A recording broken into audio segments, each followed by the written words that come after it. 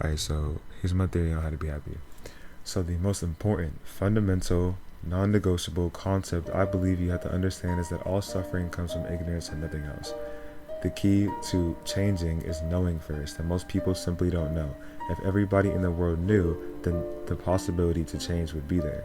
The people who don't think they can change, they're also just suffering from ignorance because it is completely possible. And this is not optimistic thinking, it's psychology. Anybody can change their mindset and be happy. It's completely possible. You just gotta know how to do it.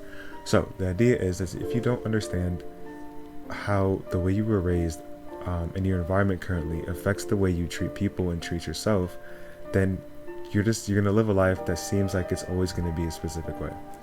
The key to ending suffering is simply to have a better understanding of, not better, have a concrete understanding of how to manage your emotions and what your mind is. Those two things, that's it. All you need is mental fortitude, because everything that you perceive, everything that you experience in this world, you're gonna see it through the lens of your mindset. Your mindset is the lens at which you perceive information. So we could have a person who knows better and is optimistic and who has a good understanding of their mind. They might look at a bee and they might be like, oh well, I love bees, they're cute, they give honey, it's good for us. Another person who look at it and they just say, oh my gosh, it's a bee, it could sting me, what if I die, what if I'm allergic? So they are seeing the same object, but the thoughts that come from that is what differentiates who's happy and who isn't.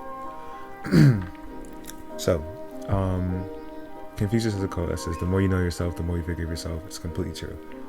People, when you're ignorant of things like, let's just say if you grew up in an abusive household and you continue to repeat the toxic patterns you saw your parents do, you will continue that into further relationships, and it's going to be hard for you to understand why it's happening. It will seem, oh, I just have bad luck, I just have this, I just have that, but it's all it all comes from a lack of understanding. Because if anybody's had any like bad relationships in the past, if you go back and look at those relationships, you'll see that there were red flags that you ignored. There's things that you could have things you could have done to change your future and optimize your happiness, but you didn't take it. Why? Because you didn't know any better. That's it. It all comes from ignorance. So I came up with 3 key things to understand how to be happy. I think they're pretty simple.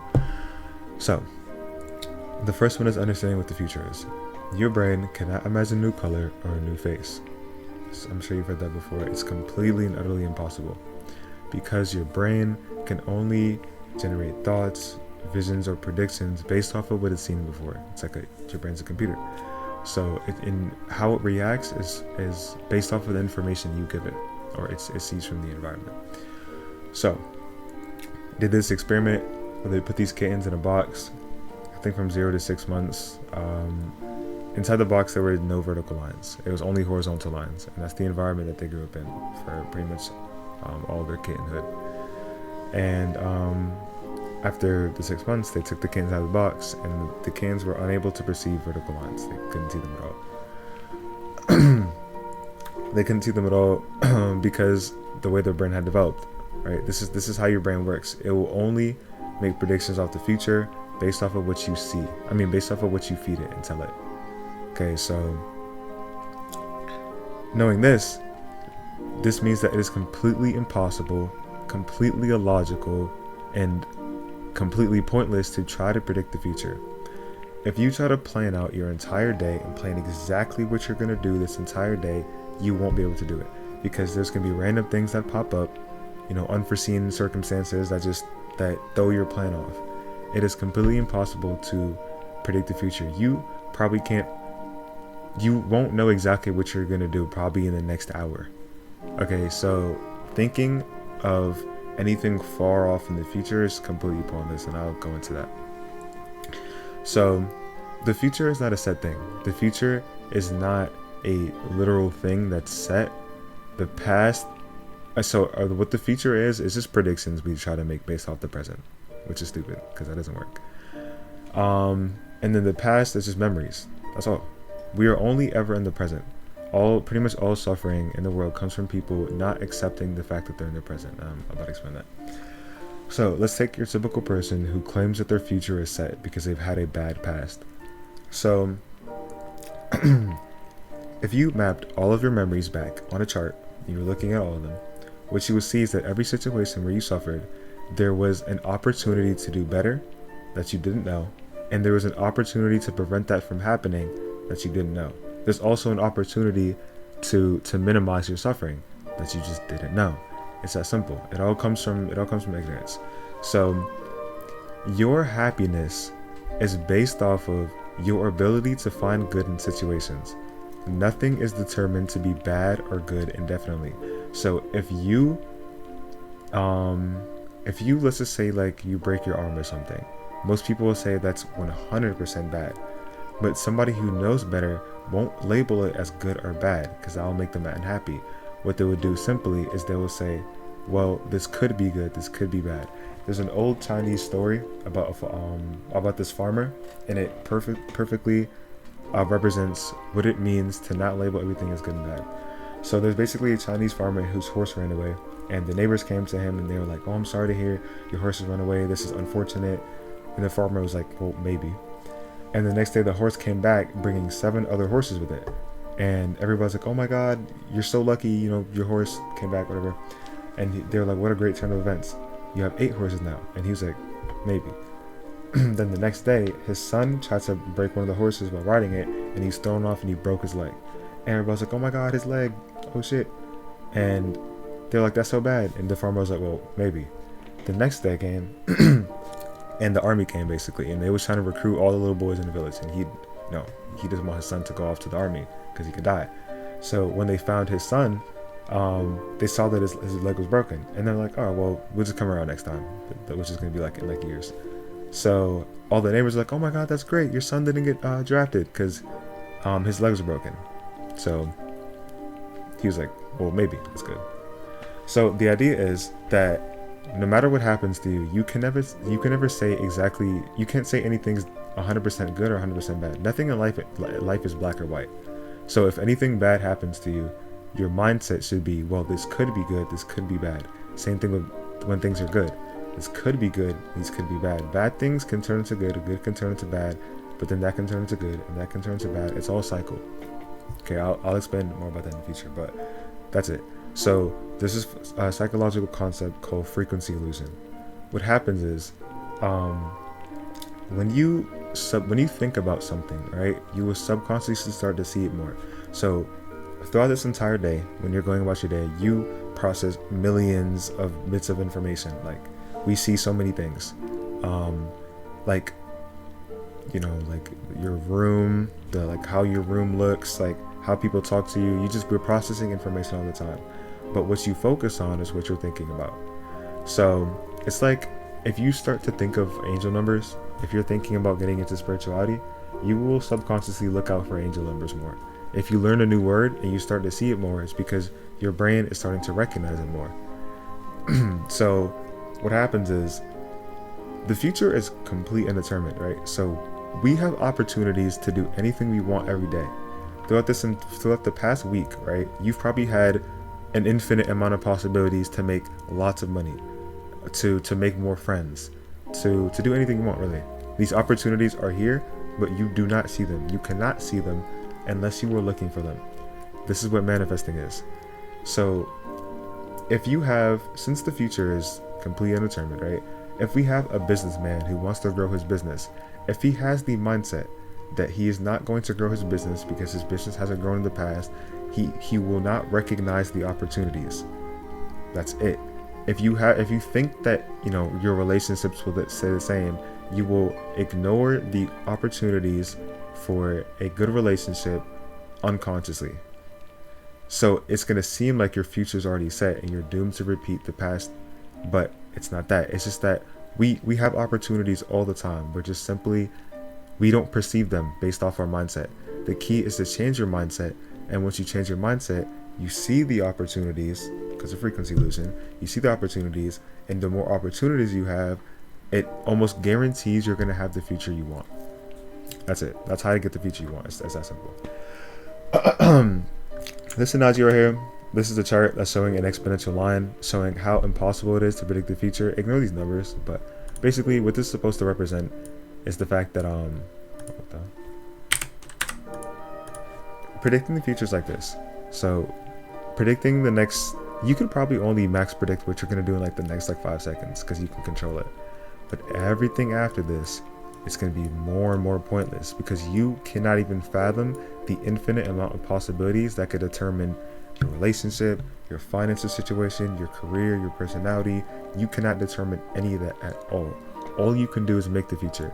So worrying about this is completely pointless. People that worry about the future don't understand that there's like, I don't even know a number, like the possibility, the amount of things that could change your future is just so infinite.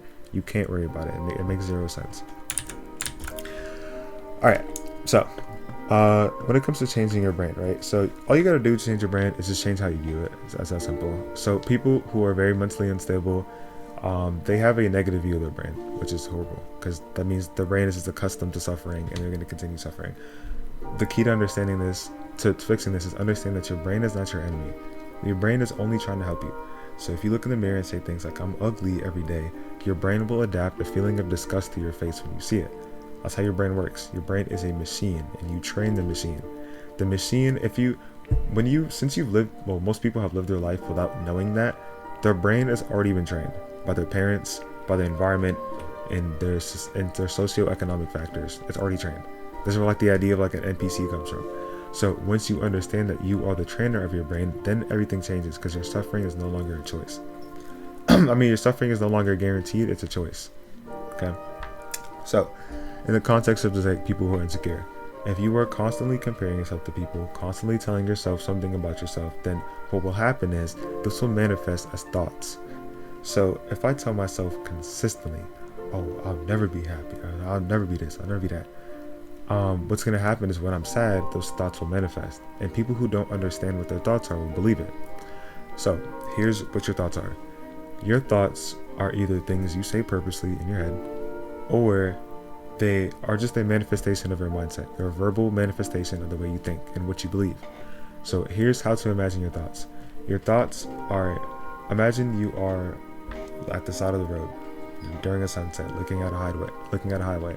These cars that pass by are your thoughts. A highway is always busy. You're always going to have thoughts coming in and out 24/7. When you entertain a negative thought, it's like chasing a car on the highway. You're not going to catch up to it. It's just going to go away. And if you keep running after the car, you're going to get tired and you're going to wear yourself out. This is why you shouldn't entertain negative thoughts.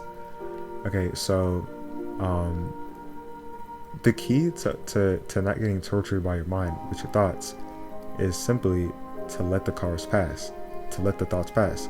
You're not supposed to try to avoid thinking about something. That doesn't work, because then you're thinking about not thinking about it. So you don't try to not look at the car, because you'll hear it. You just let the cars go by. You let your thoughts go by. If it's like a heavy thought that's like making you feel bad, allow yourself to feel it and let it pass. You have to understand the impermanence of all thoughts. They don't stay. You can control the thoughts that you get. I'm not saying you will control your intrusive thoughts, but you can control what type of thoughts you get by simply telling yourself and understanding about yourself what you want to be. So it may take you a long time. If your brain's been trained to find yourself unattractive for all your life, it will take time to rewrite your brain to stop calling you ugly every time you look in the mirror. This is just a hypothetical. This goes for literally anything. Like people who claim they have anxiety or depression, change the way you label yourself. Take the time to understand yourself and counteract the thoughts that you get in your head. Don't fight with them. But if you hear a thought that says something, you could just simply be like, well, that's not true. This is what I know about myself. And your brain would be like, oh, okay. And it's slowly going to start to undo the programming. So that's how you should imagine your thoughts. All right. So once you have done this, once you understand what your thoughts are, you're free. All you have to do is simply assess a thought that pops up, and your brain will start to change the type of thoughts that you get. So if I am feeling horrible about myself, and I say, this is bullshit, I'm never going to be happy. Everybody says that. Just look at why you said the thought and what it means. Why did I say it? Because I'm upset. Does that mean that it's true though? No. So what do? I don't believe it. That's it. It's wrong. If you just assess your thoughts, then your mind will slowly start to stop harassing you with these horrible negative thoughts. Just bear it until it passes.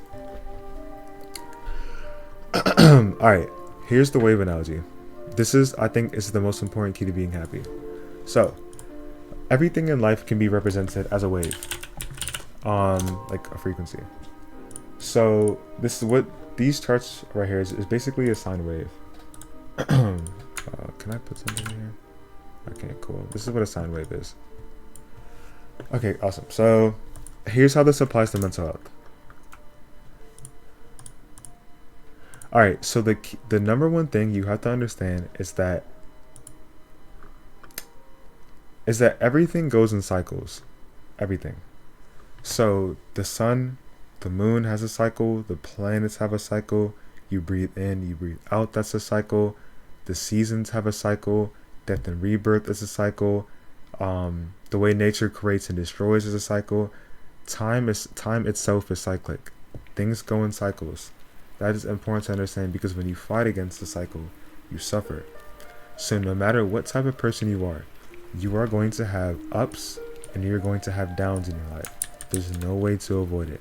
Everybody will have ups and downs, because that's what makes life living. It's the concept of yin and yang. You will have success and you will have failure. That is the point. You have to have failure, or else you can't have success.